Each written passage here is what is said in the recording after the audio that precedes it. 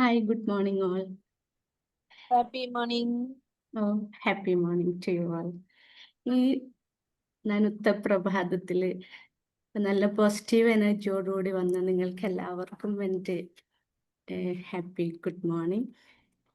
പിന്നെ ഈ ഒരു നല്ല പോസിറ്റീവ് എനർജിയോടുകൂടി നമുക്ക് തുടങ്ങാം.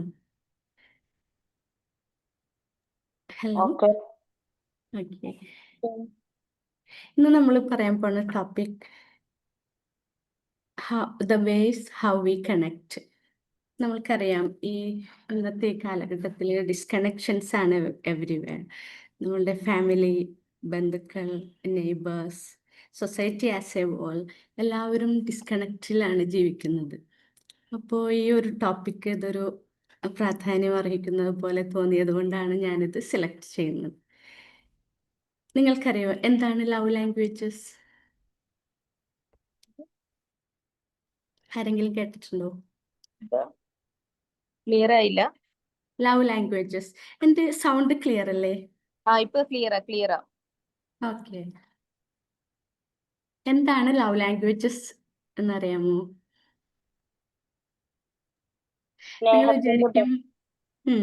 നിങ്ങൾ വിചാരിക്കും എന്തിനാണ് സ്നേഹത്തിനൊരു പ്രത്യേക ഭാഷ?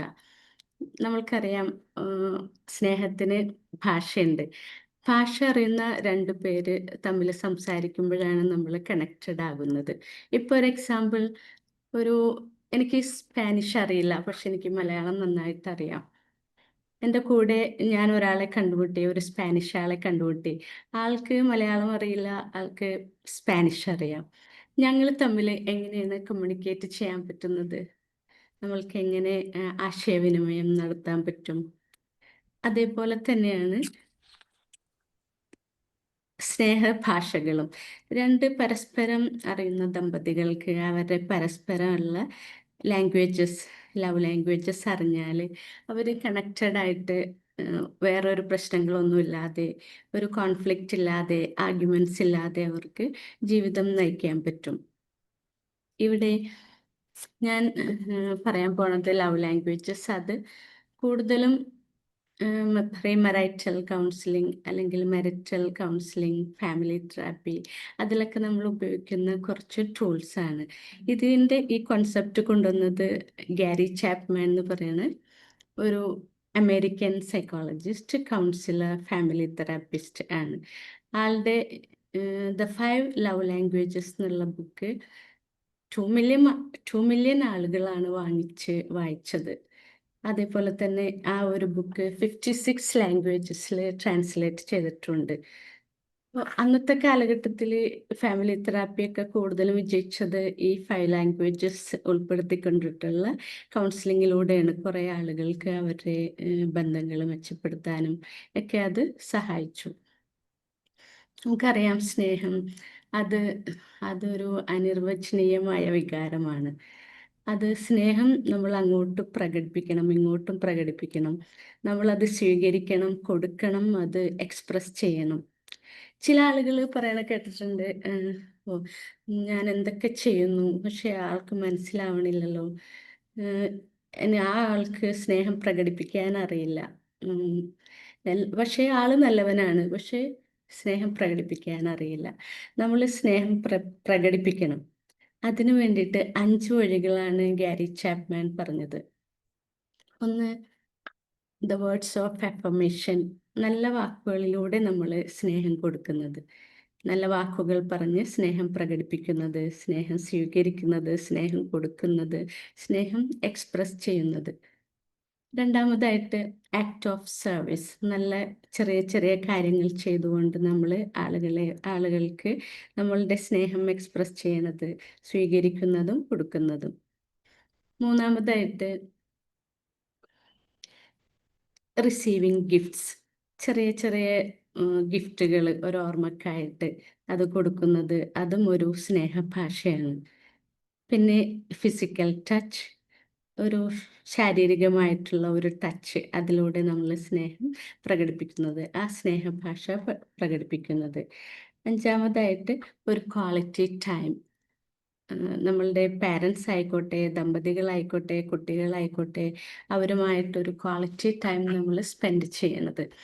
ഇതെല്ലാം സ്നേഹഭാഷകളാണ്. 5 സ്നേഹഭാഷകൾ. നമുക്കറിയാം ഇക്കിഗായ് എന്ന് പറഞ്ഞിട്ടൊരു പർപ്പസ് ഓഫ് ലൈഫ് എന്ന് പറഞ്ഞിട്ടൊരു ബുക്കുണ്ട്. അതില് ബ്ലൂ സോൺ എന്ന് പറയാനുള്ള മേഖലയിലുള്ള ആളുകള്, അതായത് ഇറ്റലി, ഗ്രീസ് ആൻഡ് ജപ്പാൻ. അവിടെ ചില മേഖലയിലുള്ള ആളുകൾക്ക് വളരെ ദീർഘായുസ്സ് കൂടുതലാണ് അവർക്ക്. അവര് 120 ഇയേഴ്സ് വരെയൊക്കെ ജീവിക്കും. അതിന്റെ പ്രധാന കാരണങ്ങള് അവര് എക്സസൈസ് ചെയ്യും. അതേപോലെ പ്ലാന്റ് ബേസ്ഡ് ഡയറ്റ് അവർക്കുണ്ട്.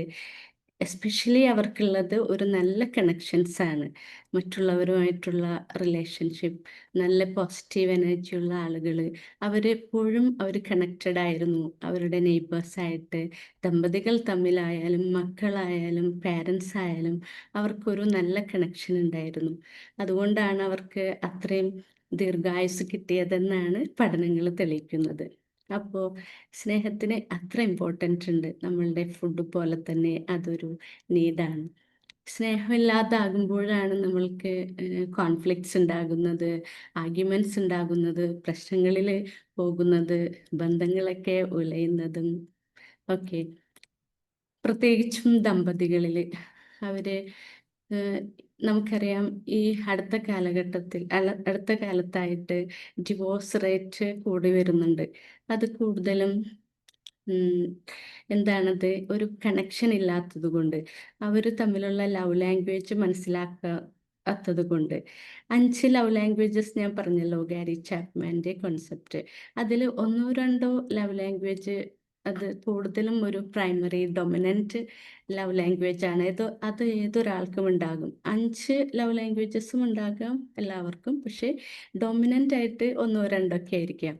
അപ്പോൾ നമ്മളുടെ പങ്കാളികളുടെ, നമ്മളെ പാരൻസിൻ്റെ, നമ്മളെ കുട്ടികളുടെ ആ ലവ് ലാംഗ്വേജ് മനസ്സിലാക്കി അതനുസരിച്ച് നമ്മൾ അത് കൊടുക്കുകയും അതേപോലെ തന്നെ റിസീവ് ചെയ്യും. ചിലപ്പോൾ എൻ്റെ ലവ് ലാംഗ്വേജ് ആയിരിക്കില്ല എൻ്റെ പങ്കാളിയുടേത്, അതേപോലെ നമ്മളുടെ പാരൻസിൻ്റെ, നമ്മളെ കുട്ടികളുടെ. അപ്പോൾ അതൊക്കെ നമ്മൾ ശരിക്കും മനസ്സിലാക്കിയെടുക്കണം. അതനുസരിച്ച് നമ്മളുടെ ബന്ധങ്ങൾ മെച്ചപ്പെടുത്താനായിട്ട് അത് സഹായിക്കും. ഇപ്പോൾ പോസിറ്റീവ് സൈക്കോളജിയിൽ ഒരു ഇമോഷണൽ ബാങ്ക് അക്കൗണ്ട് എന്നുള്ളൊരു തീമുണ്ട്. അത് കൂടുതലും ഇതേപോലെ തന്നെയാണ് പറയുന്നത്.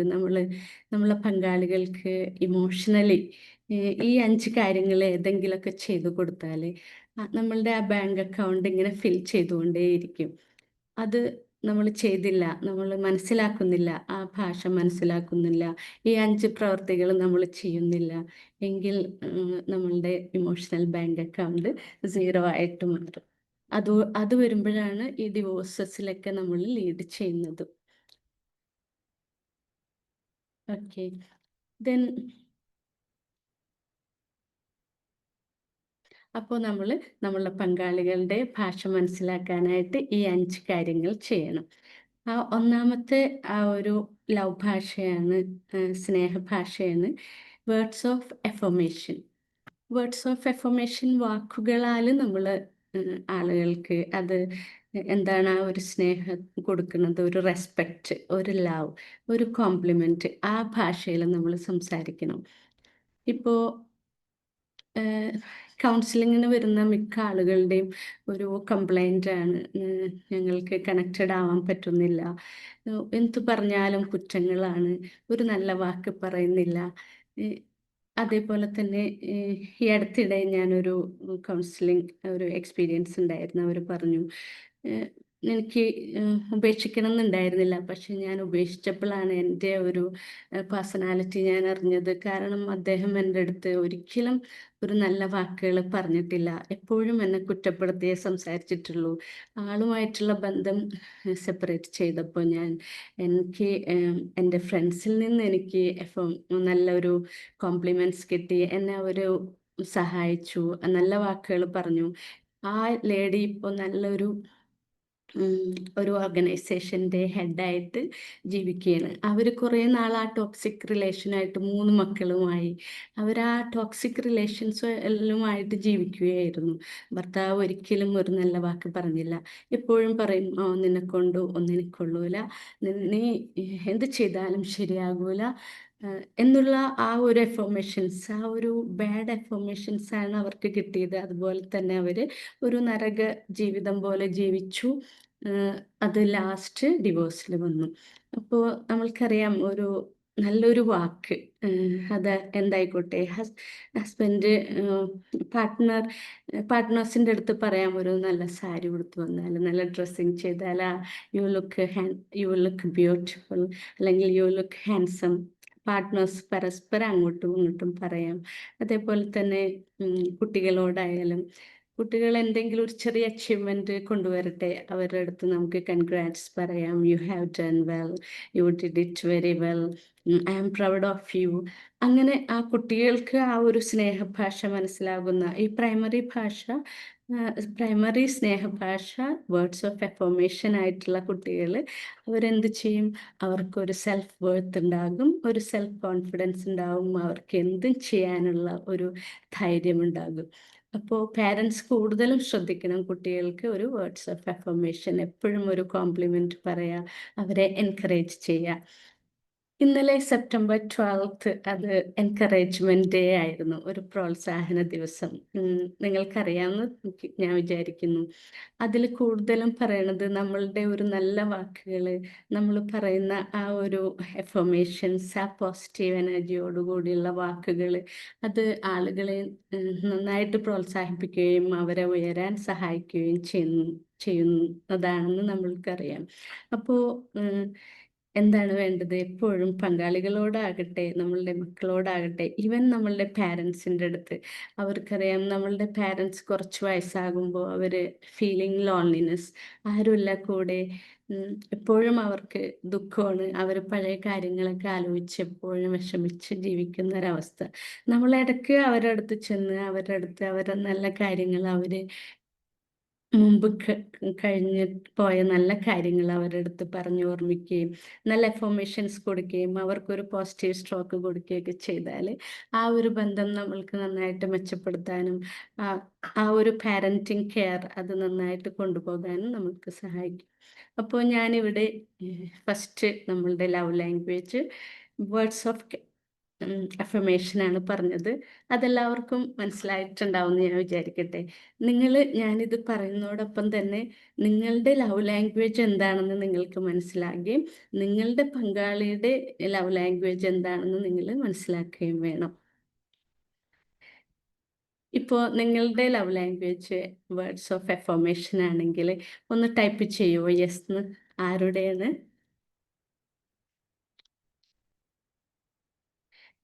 ലവ് ലാംഗ്വേജ് ആണ് വേർഡ്സ് ഓഫ് അഫർമേഷൻ എന്ന്? അപ്പം എനിക്ക് മനസ്സിലാകും. Okay, thank U Sajna. Okay, next രണ്ടാമത്തെ നമ്മൾ പറയാൻ പോണത് ക്വാളിറ്റി ടൈം. ക്വാളിറ്റി ടൈം നമുക്കറിയാം, നല്ലൊരു ടൈം നമ്മളുടെ കുട്ടികളായിട്ട്, നമ്മളുടെ പാർട്ട്നേഴ്സിനായിട്ട് നമ്മൾ ചിലവഴിക്കണം, ഈവൻ നമ്മളുടെ പാരൻസിനായിട്ട്. ഇപ്പോൾ കൗൺസിലിങ്ങിന് വരുന്ന ഒരു കുട്ടികൾ, അവർ കൗമാരപ്രായക്കാർ, അവർ പറയും ഞങ്ങൾ പഠിക്കാനായിട്ട് ഓരോ സ്ഥലത്ത് അവരെ കൊണ്ടാക്കും, ഹോസ്റ്റലിലായിക്കോട്ടെ. ഇപ്പോൾ കൂടുതലും ഈ നീറ്റ് എക്സാം ഒക്കെ എഴുതുന്ന കുട്ടികൾക്ക് എപ്പോഴും ഡിപ്രഷനാണ്. അവർ എക്സാം സ്റ്റാർട്ട് ചെയ്യുമ്പോഴും അവരകന്ന് ജീവിക്കണം പാരൻസിനായിട്ട്. അപ്പം 2-3 കൗൺസിലിങ്ങിനായിട്ട് വന്നു, അപ്രോച്ച് ചെയ്തു. അവർ കൂടുതലും ആ കുട്ടികളായിട്ട് നമ്മൾ സംസാരിക്കുമ്പോൾ അവർ പറയണത്, ഞങ്ങളുടെ പാരൻസ് ഞങ്ങളെ കൊണ്ടുവന്ന് ഇവിടെ ആക്കി, എന്നിട്ട് പിന്നെ ഒരു ഒന്ന് വന്ന് നോക്കിയേ അല്ലെങ്കിൽ ഞങ്ങളായിട്ട് ടൈം ഒന്ന് സ്പെൻഡ് ചെയ്യേ ഒന്നും ചെയ്തിട്ടില്ല. ഞങ്ങൾക്ക് ഇഷ്ടമുള്ള കാര്യങ്ങളൊന്ന് പുറത്ത് കൊണ്ടുപോയി ഒരു ഫുഡ് എനിക്ക് വാങ്ങിച്ചു തന്നാൽ മതി, ഞാൻ ഓക്കെ ആകും, ഒരു കുട്ടി പറഞ്ഞു. അപ്പോൾ അതിനർത്ഥം ആ ഒരു ടൈം, ഒരു ക്വാളിറ്റി ടൈം നമ്മളുടെ മക്കളുമായിട്ട് നമ്മൾ സ്പെൻഡ് ചെയ്യണം, അവരെവിടെ ആയിരുന്നാൽ പോലും. ഇപ്പോൾ അതേപോലെ തന്നെ പാർട്ട്നേഴ്സ് ആയാലും നമുക്കറിയാം, ജോലി കഴിഞ്ഞ് വന്നാലും വീട്ടിലായാലും എപ്പോഴും നമ്മൾ ഫോണിലാണ്, ഏതു നേരവും ഫോണിലാണ്. നമ്മൾക്കൊരു കണക്ഷൻ ഇല്ല നമ്മളുടെ മക്കളായിട്ടും പാർട്ട്നേഴ്സുമായിട്ടും. ഇപ്പോൾ ഇപ്പോൾ ക്വാളിറ്റി ടൈം കിട്ടാത്ത ഒരു ഭാര്യ എപ്പോഴും പരാതി പറയുമെന്ന്, ഞാൻ എന്തൊക്കെ ചെയ്തു തരുന്നു, എന്നിട്ട് എൻ്റെ കൂടെ ഒരിത്തിരി നേരം ടൈം ചിലവഴിക്കാൻ ഇല്ല. അതൊരു പാർട്ട്ണറിൻ്റെ പരാതിയാണ്. അതൊരു ഡിസ്കണക്ഷനാണ്. ആ ഒരു ഡിസ്കണക്ഷൻ നമ്മളുടെ ഇമോഷണൽ ബാങ്ക് അക്കൗണ്ട് ഫില്ല് ചെയ്യാതെ അത് സീറോ ആയിട്ട് കിടക്കുകയും ചെയ്യും. എത്രയൊക്കെ ചെയ്തു കൊടുക്കണം, ഈ നമ്മളുടെ ഈ 5 ലവ് ലാംഗ്വേജസിൽ ചിലപ്പോൾ വളരെ ഡൊമിനൻ്റ് ആയിട്ടുള്ള ലവ് ലാംഗ്വേജ് ആയിരിക്കും അവരെ ക്വാളിറ്റി ടൈം. അതവർക്ക് കിട്ടിയില്ലെങ്കിൽ അവർക്കതൊരു ഡിസ്കണക്ഷനായിട്ട് വരികയും അതൊരു ഡിവോഴ്സിലേക്ക് മാറുകയും ചെയ്യും. ഇപ്പോൾ കുട്ടികൾക്കാണ് നമ്മൾക്കൊരു ക്വാളിറ്റി ടൈം കൊടുക്കണമെങ്കിൽ അവരുമായിട്ട് കുറച്ച് നേരം കളിക്കുക, അവരുമായിട്ട് അവരുടെ ഹോംവർക്കിലൊക്കെ ഹെൽപ്പ് ചെയ്യുക, അവരായിട്ട് കുറച്ച് നേരം സംസാരിക്കുക. ബെസ്റ്റ് ക്വാളിറ്റി ടൈം എന്ന് പറയുന്നത് രാവിലെ എഴുന്നേൽക്കുന്ന ടൈം. കുട്ടികൾ അവർ നല്ലൊരു പോസിറ്റീവ് എനർജിയിൽ എഴുന്നേൽക്കും. പക്ഷെ നമ്മളുടെ വീടുകളിലൊക്കെ എപ്പോഴും എന്താ സംഭവിക്കുന്നത്, കുട്ടികൾ ആ എഴുന്നേൽക്കണ നേരത്ത് ടൈമില്ല, ഓടിപ്പോ, കുളിക്കുക, അത് ചെയ്യ്, ഇത് ചെയ്യ്, ഒച്ച ബഹളം. അങ്ങനെയാണ് നമ്മൾ കുട്ടികളെ വരവേൽക്കുന്നത്. അവർക്കൊരു ക്വാളിറ്റി ടൈം കിട്ടണില്ല. പിന്നെ അതേ ഒരു ഫീലിങ്ങിൽ അവർ സ്കൂളിൽ പോവും. അവിടെ ചെന്ന് അതേ രീതിയിൽ തന്നെ അവർ കുട്ടികളോട് പെരുമാറുള്ളൂ.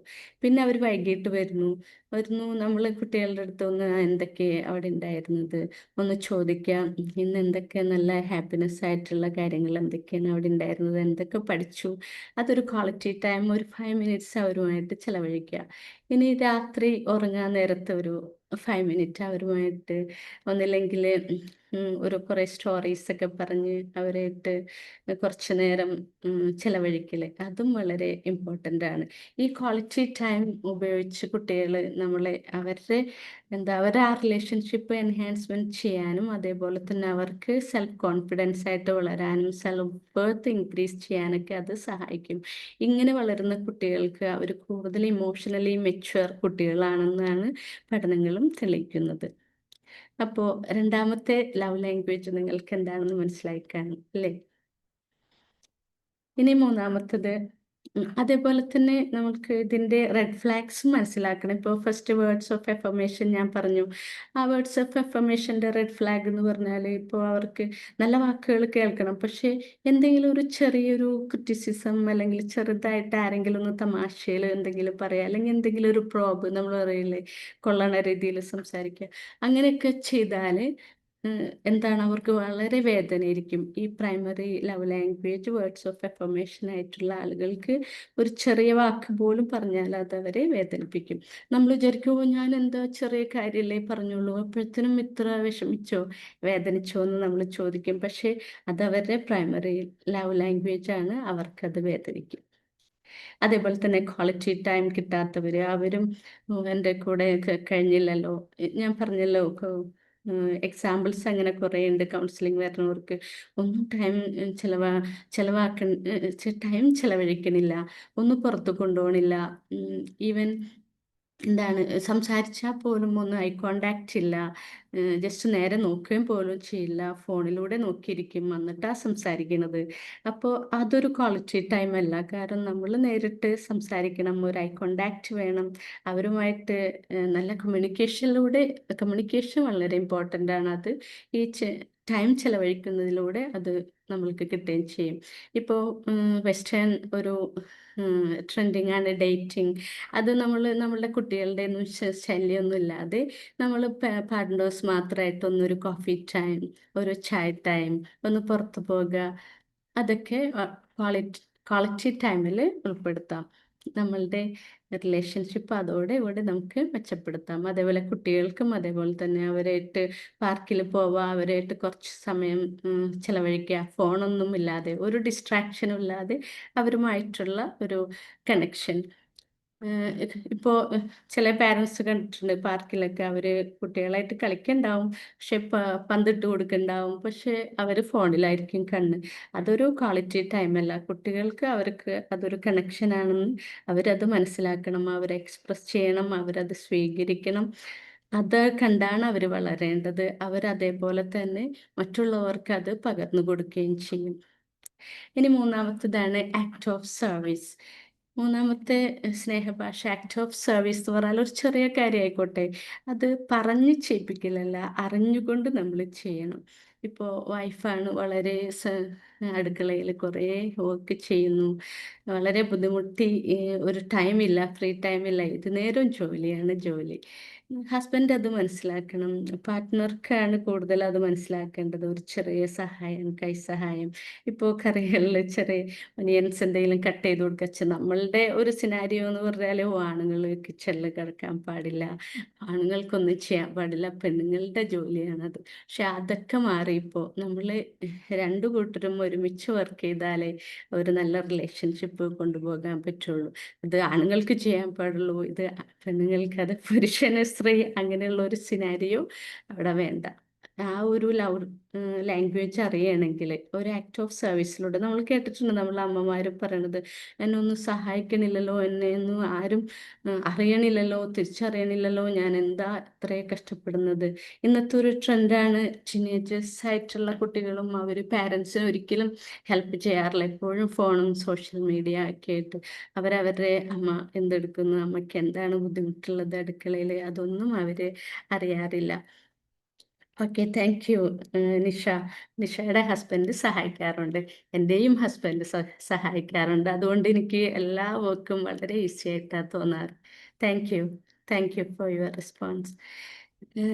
അത് അപ്പോൾ അതുകൊണ്ട് ഞാൻ പറയണത് അതൊരു കണക്ഷനാണ്. അത് അങ്ങനെ അങ്ങോട്ടും ഇങ്ങോട്ടും ഇപ്പോൾ പാർട്ട്ണർ വന്ന് സഹായിച്ച് അങ്ങോട്ടും ഇങ്ങോട്ടും ആ ഒരു ജോലി ഈസി ആക്കി എടുക്കുക. നമ്മൾ അമ്മമാർക്കായാലും അതേപോലെ കുട്ടികൾക്ക് ഇപ്പോൾ അവരുടെ ഹോംവർക്ക് വളരെ ബുദ്ധിമുട്ടാണ്, ചെയ്യാൻ പറ്റണില്ല. നമ്മൾ ആസ് എ പാരൻറ്റ് നമുക്ക് അവരെ ഒന്ന് ചെന്ന് ഒരു കൈ സഹായിക്കാം, അവർക്ക് പറഞ്ഞു കൊടുക്കാം. അതേപോലെ അവരുടെ ടോയ്സ് ഒക്കെ എന്തെങ്കിലും ചീത്തയായാൽ അതൊന്ന് റിപ്പയർ ചെയ്ത് കൊടുക്കാം. അപ്പോൾ ഇതൊക്കെ ഒരു കണക്ഷനാണ്. നമ്മളെ ഫാമിലി ആയിക്കോട്ടെ, നമ്മളുടെ കപ്പിൾ റിലേഷൻഷിപ്പ് ആയിക്കോട്ടെ, നെയ്ബറിങ് റിലേഷൻഷിപ്പ് ആയിക്കോട്ടെ, നമ്മളുടെ കുട്ടികൾ, ഫാമിലി, റിലേറ്റീവ്സ്, ഇതെല്ലാവർക്കും ഈ ലവ് ലാംഗ്വേജ് ബാധകമാണ്. ഇപ്പോൾ ആക്ട് ഓഫ് സർവീസ് ചെയ്യാത്ത ഒരു റെഡ് ഫ്ലാഗ് എന്താണത്? ഇപ്പോൾ ഒന്നും ചെയ്യണില്ല, ഞാൻ തന്നെ വർക്ക് ചെയ്യുന്നു, ഞാൻ തന്നെ, അവരുടെ ആ ഇമോഷണൽ ബാങ്ക് അക്കൗണ്ട് എപ്പോഴും സീറോ ആയിരിക്കും. ഞാൻ തന്നെ എല്ലാം ചെയ്യുന്നു, എത്ര കഷ്ടപ്പാടാണ്, എനിക്ക് വേറെ എന്തൊക്കെ ചെയ്തു തന്നിട്ട് എന്താ, എൻ്റെ ഈ വർക്ക് ഒന്ന് ഈസി ആക്കി തന്നൂടെ. അത് സഹായിച്ചില്ലെങ്കിലും നമുക്ക് ഇപ്പോൾ അലക്കുന്നു, ഇപ്പോൾ എനിക്ക് തോന്നണില്ല ആരും വാഷിംഗ് ചെയ്യണതൊക്കെ എല്ലാവരും വാഷിംഗ് മെഷീനിലാണ്. അങ്ങനെ ഈസി വർക്ക്സ് ഒക്കെ ചെയ്ത് കൊടുക്കുന്നത് വളരെ നന്നായിരിക്കും. ഇനി 4ാമത്തെ ലവ് ലാംഗ്വേജ് റിസീവിങ് ഗിഫ്റ്റ്സ്. അതായത് നമ്മൾ വിചാരിക്കുമോ വലിയ ഗിഫ്റ്റ് കൊടുത്ത് കുറേ പൈസ ചിലവാക്കണം, അങ്ങനെയൊന്നും വേണ്ട. ജസ്റ്റ് നമ്മൾ മനസ്സിലാക്കാനായിട്ട്, കെയർ ചെയ്യുന്നുണ്ട്, എൻ്റെ പങ്കാളിയെ ഞാൻ സ്നേഹിക്കുന്നുണ്ട്, കെയർ ചെയ്യുന്നുണ്ട്, പരിഗണിക്കുന്നുണ്ട് എന്നുള്ള ഒരു ആഹ്വാനം, ഒരു ചെറിയൊരു ഇൻഡിക്കേഷൻ, അത് മതി അവരുടെ ഇമോഷണൽ ബാങ്ക് അക്കൗണ്ട് ഫില്ലാകാനായിട്ട്. എവിടെയെങ്കിലും പോയി വരുമ്പോൾ ചെറിയൊരു ഗിഫ്റ്റ്, അല്ലെങ്കിൽ ഒരു കാർഡ്, അല്ലെങ്കിൽ അവരവർ ബർത്ത്ഡേ അവർ ഓർമ്മിച്ചില്ലെങ്കിലും പങ്കാളി ഓർമ്മിച്ചുകൊണ്ട് ചെറിയൊരു ഗിഫ്റ്റ് കൊണ്ടുവരില്ലേ, അതൊക്കെ ആ ഒരു ഇമോഷണൽ ബാങ്ക് അക്കൗണ്ട് ഫില്ല് ചെയ്യാൻ ഉപകരിക്കും. അതുകൊണ്ട് ഇപ്പോൾ കുട്ടികളിലായാലും നമുക്ക് അവരെ ബർത്ത്ഡേ ആഘോഷിക്കുക, അവർക്ക് ചെറിയ ടോയ്സ് ഒക്കെ വാങ്ങിച്ചു കൊടുക്കുക, അതൊരു ഗിഫ്റ്റ്, അതൊരു ലവ് ലാംഗ്വേജ് ആണ്. നമ്മളെ പാരൻസിനായി ആയാലും നമ്മളത് വളരെ ശ്രദ്ധിക്കണം. നമ്മൾ വിചാരിക്കും അവർ വയസ്സായവർക്ക് എന്തിനാ ഗിഫ്റ്റ്, ഇല്ല, അവരുടെ ആ ഒരു സ്പെഷ്യൽ ഡേയ്സ് ഒക്കെ നമ്മൾ ഓർക്കുക. അത് ഓർക്കുന്നതും പിന്നെ ഇതേപോലെ ഗിഫ്റ്റ് കൊടുക്കുന്നതെല്ലാം അതൊരു കണക്ഷനാണ്. ഇപ്പോൾ അതിൻ്റെ ഒരു റെഡ് ഫ്ലാഗ്, ഇപ്പം അങ്ങനെയൊന്നും ചെയ്യണില്ല. എനിക്ക് കൗൺസിലിങ്ങിൽ വരുന്ന ആളുകൾ ഇടയ്ക്ക് പറയാണ്ട്, ഒരു സാരി പോലും വാങ്ങിച്ചു തന്നില്ല, ഇതുവരെ ഒരു ഗിഫ്റ്റ് പോലും തന്നില്ല. അതിന് വാല്യുബിൾ ആകണം വേണ്ട, ഒരു പൈസ കൊടുത്ത് കുറേ വലിയ ഗിഫ്റ്റ് വാങ്ങിക്കണം എന്നില്ല, ഒരു ചെറിയൊരു ഗിഫ്റ്റ്, അത് ഒരു ഓർമ്മപ്പെടുത്തലാണ്, നിന്നെ ഞാൻ കെയർ ചെയ്യുന്നു, I am there for you എന്നുള്ള ഒരു ഓർമ്മപ്പെടുത്തൽ. ആ ഒരു ലവ് ലാംഗ്വേജും നമ്മളുടെ കണക്ഷനാണ്. ഇമോഷണൽ ബാങ്ക് അക്കൗണ്ട് ഫിൽ ചെയ്തുകൊണ്ടേയിരിക്കും. ലാസ്റ്റ് ആൻഡ് ഫൈനലി ഫിസിക്കൽ ടച്ചാണ്. ഫിസിക്കൽ ടച്ച് നമ്മൾ വിചാരിക്കും സെക്സ്വൽ റിലേഷൻഷിപ്പ്, അത് മാത്രമല്ല, ഒരു കണക്ഷൻ, അതായത് ഒരു കൈ പിടിച്ച് നടക്കൽ, തോളിൽ തട്ടി സംസാരിക്കൽ, ഹഗ് ചെയ്യൽ, കിസ് ചെയ്യൽ, അതൊക്കെ ഇമ്പോർട്ടൻ്റ് ആണ് ജീവിതത്തിൽ.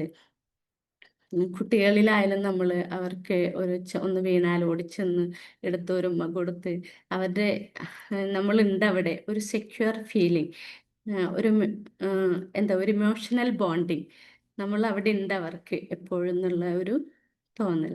അതേപോലെ പാർട്ട്നേഴ്സിനും അതെ, ഒന്ന് പുറത്തു പോകുമ്പോൾ കൈപിടിച്ച് നടക്കല്. നമ്മൾക്കൊക്കെ അതൊരു എന്തോ ഒരു മറ്റുള്ളവർ കാണും അങ്ങനെ ഒരു ഇതുണ്ട് നമുക്ക്. പ്രത്യേകിച്ചും നമ്മൾ ഇന്ത്യൻ ഇത് വെച്ച് നോക്കുമ്പോൾ നമ്മൾ പുറമേ കണ്ടാലോ അവരെന്ത് വിചാരിക്കും നമ്മൾ കൈപിടിച്ച് നടന്നാലെന്നൊക്കെ. അതൊന്നും ബാധകമല്ല. നമ്മളുടെ കണക്ഷനാണത്. നമ്മളുടെ പങ്കാളിയോടുള്ള കണക്ഷനാണത്. അതേപോലെ തന്നെ നമ്മളുടെ പാരൻസിനെയും അതേപോലെ നമ്മൾ കെയർ ചെയ്യണം. ഇടയ്ക്ക് അവരുമായിട്ടുള്ള ടൈം സ്പെൻഡ് ചെയ്യണം. അവർക്ക് കെട്ടിപ്പിടിച്ച് ഉമ്മ കൊടുക്കണം. അവർക്ക് നമ്മുടെ കൂടെ ഉണ്ടെന്ന് മനസ്സിലാക്കണം.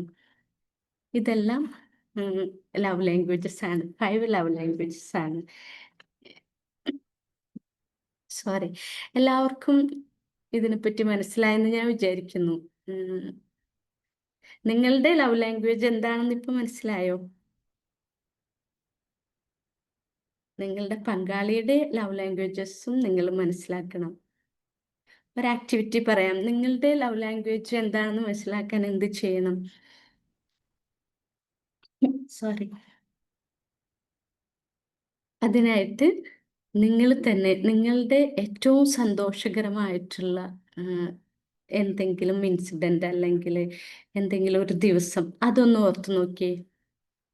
അത് ഈ ഒരു 5 ലവ് ലാംഗ്വേജസുമായിട്ട് ബന്ധപ്പെട്ടതായിരിക്കും. അതാണ് നിങ്ങളുടെ പ്രൈമറി ലവ് ലാംഗ്വേജ്. ഇനി നിങ്ങൾ വേദനിച്ച എന്തെങ്കിലും നിമിഷങ്ങൾ നിങ്ങളുടെ പങ്കാളികളുമായിട്ട് ഭയങ്കരമായിട്ട് വേദനിച്ചു, അത് പറയാൻ പറ്റൂല, വളരെ സങ്കടപ്പെട്ടു, ആ ഒരു നിമിഷം അത് ഏത് ആക്ടിവിറ്റി ആയിരുന്നു? അതും ഒരു ലവ് ലാംഗ്വേജിൽ ഉൾപ്പെടും. അതൊന്ന് ചിന്തിച്ചിട്ട് നിങ്ങൾ മനസ്സിലാക്കണം നിങ്ങളുടെ ലവ് ലാംഗ്വേജ് എന്താണെന്ന്. Excuse me. നെക്സ്റ്റ് ഉള്ളൊരു ആക്ടിവിറ്റി, നിങ്ങൾ സ്വയം അതിനെപ്പറ്റി മനസ്സിലാക്കി നിങ്ങളുടെ പാർട്ട്നേഴ്സിൻ്റെ അടുത്ത് നിങ്ങൾ ചോദിക്കണം.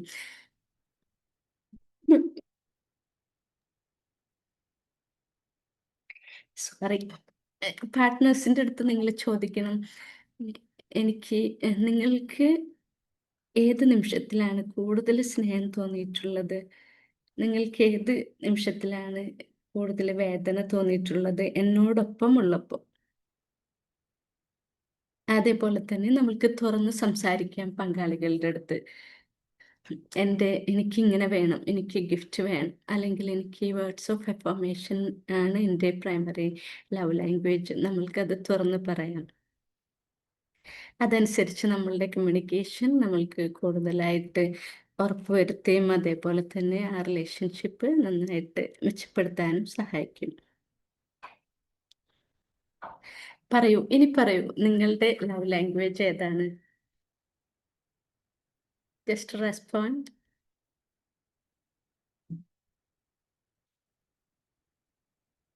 അൺമ്യൂട്ട് ചെയ്ത് പറയാം, അല്ലെങ്കിൽ മെസ്സേജ് ചെയ്യാം. Hi ma'am. യെസ്. എൻ്റെ ലവ് ലാംഗ്വേജ് ഏറ്റവും മെയിൻ ആയിട്ട് എനിക്ക് പറയാനുള്ള വേർഡ്സ് ഓഫ് അഫർമേഷൻ. നന്നായിട്ട് വെരി ഗുഡ്. എനിക്ക് തോന്നുന്നു കമ്മ്യൂണിക്കേഷനിലൂടെ തന്നെ ഉണ്ടെങ്കിൽ നമ്മളുടെ പാർട്ട്ണർക്ക് അതൊക്കെ കുറവാണെങ്കിൽ നമുക്കിതെല്ലാം അവരിൽ നിന്ന് കൊണ്ടുവരാൻ ചോദിക്കുക നമുക്ക് വേണ്ടത് നമ്മൾ വെരി ഗുഡ്. കൊടുക്കും അല്ലേ? അപ്പോ യെസ്.